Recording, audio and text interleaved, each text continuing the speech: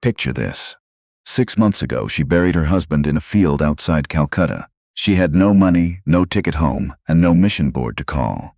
What she did have was a name she had been given at birth that no one in India could pronounce, and a conviction so absolute it frightened even her closest friends. Her name was Violet Barclay.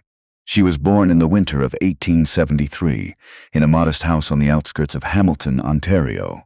Her father was a railway surveyor who spent more time reading scripture than sleeping, and her mother was a woman who could stretch a pot of oatmeal 3 days and still make it taste like something worth waking up for. They were not wealthy, they were not particularly well connected, but the Barclay home was one of those rare places where the presence of God felt as ordinary and as necessary as bread on the table. Violet was the second of 5 children. She learned to read from the King James Bible before she touched a primer.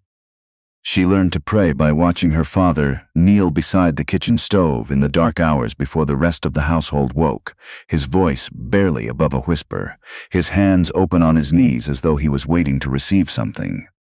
She never forgot that image. Years later, when she was far from home and had every reason to feel abandoned, it was that image she returned to. A man in the cold, hands open, waiting. She was not a dramatic child. She did not have visions. She did not speak in tongues in the schoolyard or declare at the age of 8 that she would be a missionary. She was, by most accounts, quiet, watchful, and unusually patient for her age. Her Sunday school teacher, a Mrs. Calloway, once wrote to a friend that Violet had the kind of stillness that makes you feel you are in the presence of someone who has already heard something the rest of us are still waiting to understand. What that something was, even Violet could not have told you then. She was 19 when her father died. A winter fever came through Hamilton that year and took 3 men on their street before anyone understood how serious it was. Her father was the second. He was 51 years old, still strong, still reading, still kneeling beside the stove every morning until the morning he could not rise. Violet was the one who found him. She pulled the blanket over him and sat beside him for a long time before she went to wake her mother. In that room, in that silence, something shifted in her. Not grief, or not only grief. It was more like a door closing behind her on a room she had been living in, and the beginning of a long walk towards something she could not yet see. Her mother managed. That is the most accurate thing to say about the years that followed. The older children worked. Violet took in mending and taught piano lessons to the daughters of 2 families on Aberdeen Avenue. She was good with children. She had a particular gift for patience with children who struggled, for sitting beside them without frustration, for finding a different angle into something a child could not grasp from the front. The families she worked for noticed this and mentioned it to others, and within 2 years, she had more students than hours in the day. But something was pulling at her.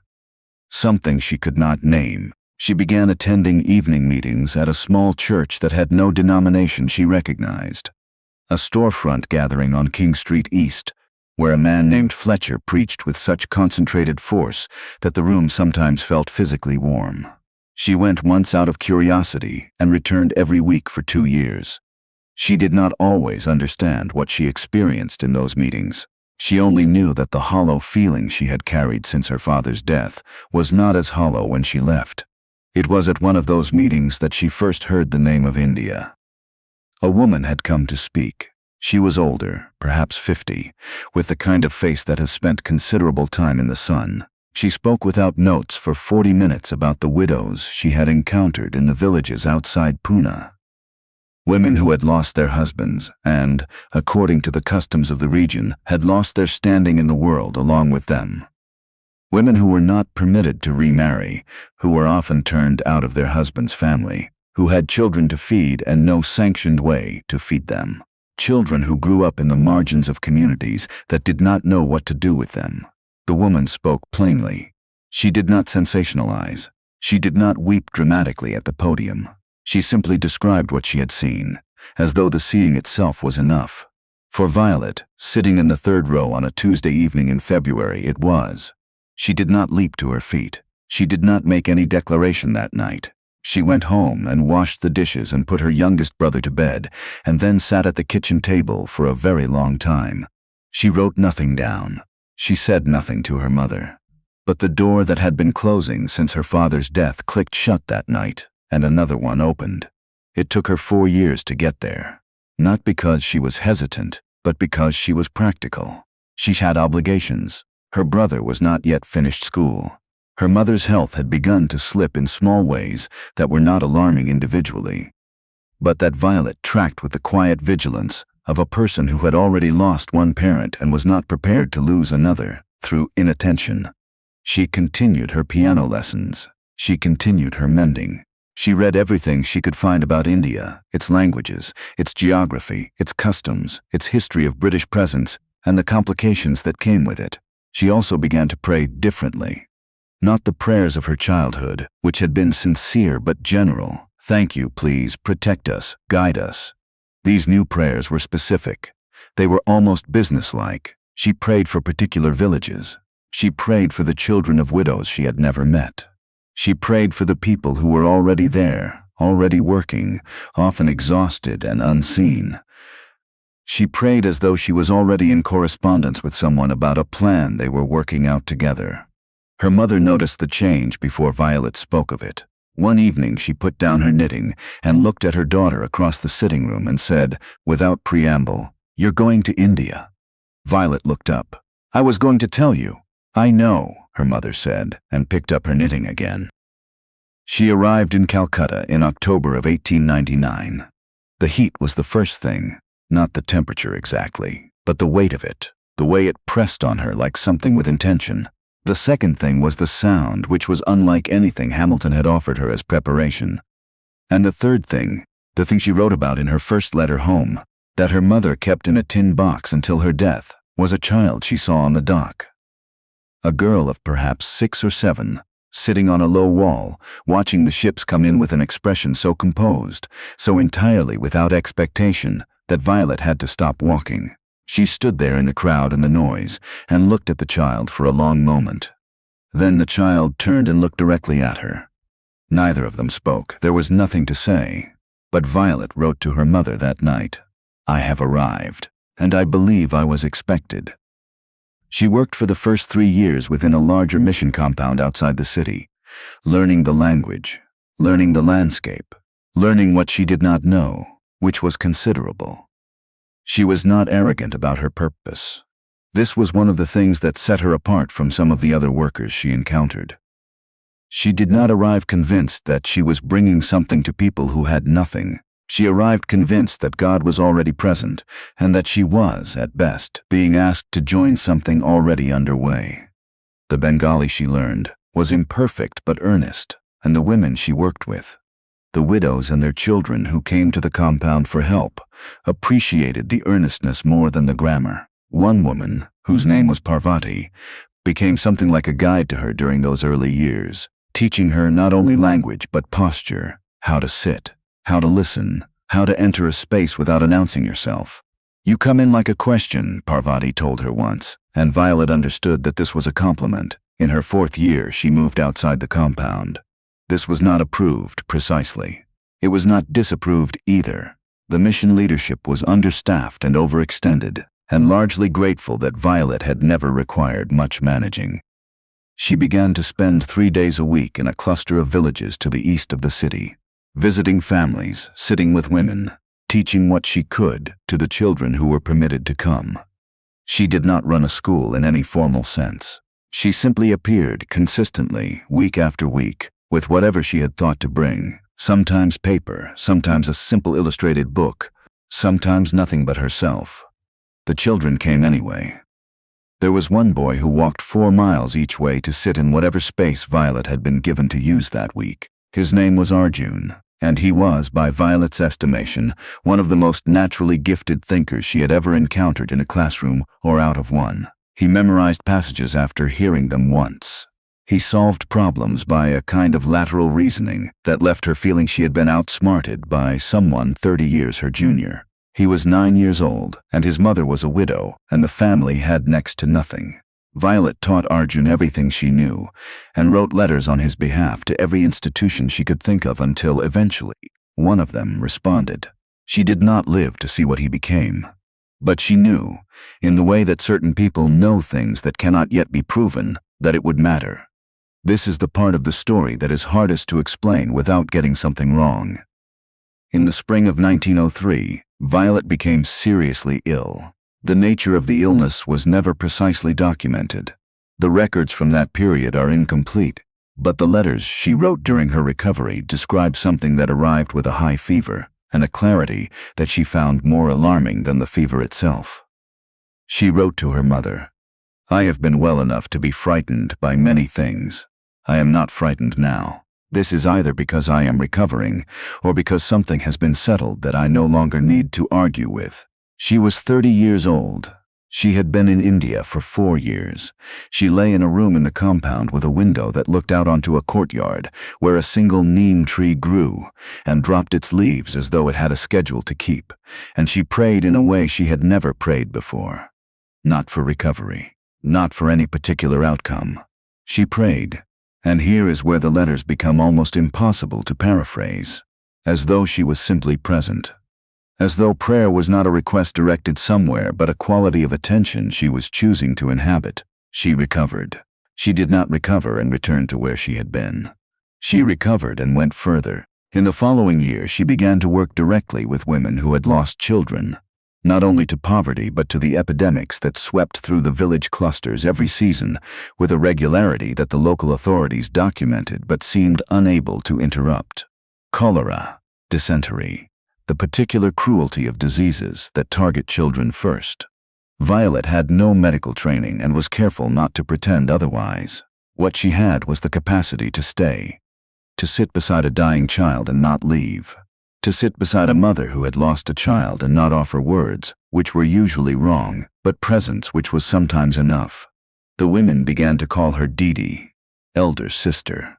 She never corrected them, though she thought occasionally that the term gave her more credit than she had earned. She did not feel like a sister who had wisdom to offer. She felt, more often, like a student who had been allowed to sit in on a lesson she had not expected to be so difficult. In 1907, her mother died. The letter came on a Thursday in July. Violet read it twice, folded it carefully, and put it in the inside pocket of the jacket she wore when she went to the villages. Then she went to the villages. She did not take a day to grieve first. This was not because she did not grieve. Her letters from the following months are among the most openly sorrowful she ever wrote, but because she had learned, by then, that grief did not require suspension. It could be carried, it could travel with you. It did not have to be resolved before life resumed, because life did not pause for it. She wrote to her sister back in Hamilton, "I miss her the way I miss the stove in Father's kitchen. Not every moment, but every morning when I wake up in the cold." She did not come home to visit. She could not afford the passage and would not have spent it on herself if she could. She sent what she had regularly to her youngest brother, who had married and was managing. She received letters from Hamilton and wrote back faithfully. But Hamilton became, in those years, a country she visited in memory rather than geography. She lived in India for 27 years. In that time, she helped establish 3 small residential schools for the children of widows. Not institutions in the grand Victorian sense, but functional spaces where children could sleep safely and learn consistently and be fed. The funding was always precarious. The buildings were always imperfect. There were years when she was not sure how the next month would be met, and she met it anyway, in the same way her mother had always met the end of the oatmeal pot, with ingenuity and without complaint. She did not become famous. She was not the subject of testimonials at large conferences. She did not have a biography written about her while she lived. The denomination she was loosely affiliated with mentioned her in an annual report in 1911 and again in 1918, and then not again until 1926, when she wrote to them to ask if a small donation from a Canadian supporter could be directed to the school she was running in the village of Bazarha. They said yes. That was the extent of their correspondence. But there were women in the villages outside Calcutta who named their daughters after her. Not all of them, not even many, but some. A handful of girls in the years after the First World War arrived in the world carrying, as their second name, the English word Violet, because their mothers had been taught to read by a woman with that name, or had been given a place to sleep by a woman with that name. or had watched that woman sit beside the body of a child no one else would sit beside, and had decided the name was worth keeping. In 1921, she returned to Hamilton for the first time in over 2 decades. She was 48 years old. She walked through the streets of the city she had grown up in, with the slightly bewildered air of a person who recognizes a landscape, but can no longer quite believe they once lived inside it. She visited her father's grave and stood there for a long while in the November cold. She had tea with her sister and played with her sister's grandchildren, and sat in the house on Aberdeen Avenue, which had long since passed to other owners but which she walked past anyway, and looked at the kitchen window and thought about a man kneeling beside a stove with his hands open. She stayed for 3 months and then went back. No one, including herself, was particularly surprised. The last years in India were not easy. Her health, which had never fully recovered from the 1903 illness, declined gradually, and then with more purpose in her late 50s. She spent more time at the compound and less in the villages. She trained 3 younger women, 2 Indian, 1 from Manitoba, to continue the work she had been doing. She was deliberate about this. She did not want the work to depend on her. She had seen enough work collapse when a particular person left, and she was determined that what she had built would stand without her, which required building it in such a way that her absence would not be a catastrophe. This is the part of her character that, if you understood nothing else about her, you would understand the most important thing. She was not interested in being necessary. She was interested in something becoming possible that would have been impossible before she arrived, and then remaining possible after she left. She died in Calcutta on March 14, 1926. She was 53 years old. The cause was listed in the compound records as cardiac failure, though the young doctor who attended her in her last days wrote in a private letter to a colleague that she had, in some essential sense, used herself up in the way that certain people do, not through any single catastrophic event, but through a long and voluntary expenditure of everything she had. She was buried in the small cemetery at the edge of the compound, under a tree she had planted herself in 1904, and that had grown by the time of her death, large enough to provide real shade. The 3 women she had trained continued the work. The schools in Basirhat remained open. Arjun, the boy who had walked 4 miles each way to sit in whatever room she was using, became a teacher himself and eventually a schoolmaster, and in his later years told stories about a Canadian woman who had believed in him before he had any evidence she was right to do so. These are not the stories that get written down first. They are not the stories that make it into annual reports or denominational histories, or the kind of large-format biographies that get reviewed in Christian periodicals and sold at conference book tables. They are the other kind, the kind that travel in a different way. Person to person, mother to daughter, teacher to student, one small act of faithfulness passing something forward to the next person who is willing to carry it without knowing yet where it leads. Violet Barclay did not change the world. The world is too large and too stubborn to be changed by one woman from Hamilton, Ontario, with imperfect Bengali and a gift for patience. But she changed some of it, specifically, measurably, in ways that are still moving forward in directions she could not have tracked and that no one has fully mapped. She left Hamilton with nothing but the conviction that God was already present in the places she was going, and that she was being asked to join something already underway. She arrived in Calcutta and found this to be exactly true, and she spent the rest of her life, every ordinary, difficult, faithful day of it, saying yes.